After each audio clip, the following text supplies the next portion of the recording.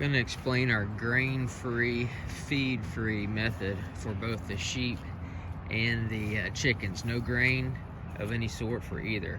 You can see here the chickens are actually eating mutton right now. That's all a bunch of fat with some meat mixed in. So I don't like anything to go to waste, and we had a sheep that was sick and ended up dying, and I processed that sheep, and now the chickens are eating it. So no grain for the chickens, and the sheep, you can see what they're eating. So there's no input for the sheep other than a little bit of mineral, which they've just about devoured. Have to bring some more out, and a little salt block, some water, which they don't really touch. That water has been there, and it's looked like that for 3 days. So with all the green stuff to eat, they're really not eating or really not drinking much.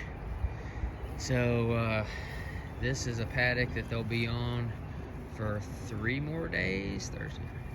Yep, 3 more days, and then they're gonna go do a job to clean up some English ivy for a customer of mine. So when I bring them back, I'm gonna move this paddock probably that way, or we'll move into one of these fields. So they'll be kind of like a week on, week off, where they're here for a week, and then they're on a job for a week, here for a week, and on a job for a week. A lot of the stuff they'll be eating on jobs will be privet hedge, English ivy, kudzu, invasive types of plants.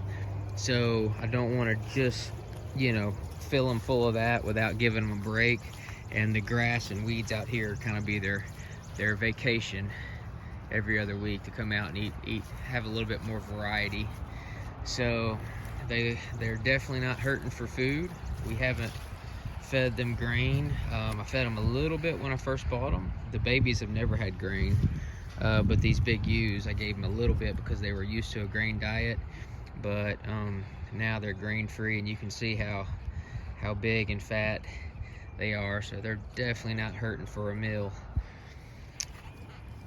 But so far so good. So it's just a giant circle. The sheep are eating the grass, and the chickens are eating the sheep along with grass. And chickens are omnivores, so they will eat. They'll scratch through this poop after after fly larvae and things like that. So they've got plenty out here to eat. I've been watching them scratch around, and they can come in and out of that cage. They're small enough that that cage is working perfectly for right now. And then once they get a little bit bigger, I'll put a electric door on there, a solar door, which I did have on there already, but I took it off. It's not necessary right now.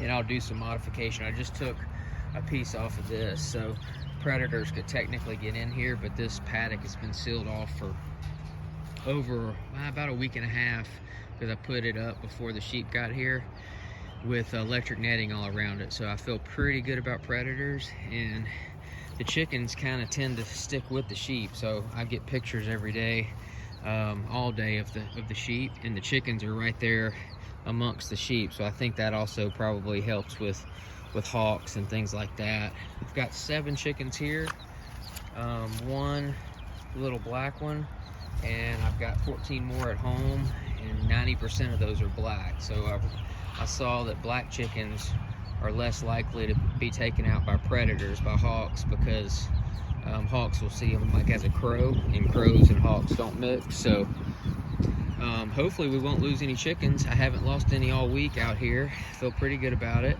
So everything's going perfect in our little experimental system here. No feed of any type, no grain other than scraps for the chickens and the mutton that I process. So we don't waste food, and this is just another example of how that's working out. No sense in spending money on something that's completely unnecessary. So this is our system.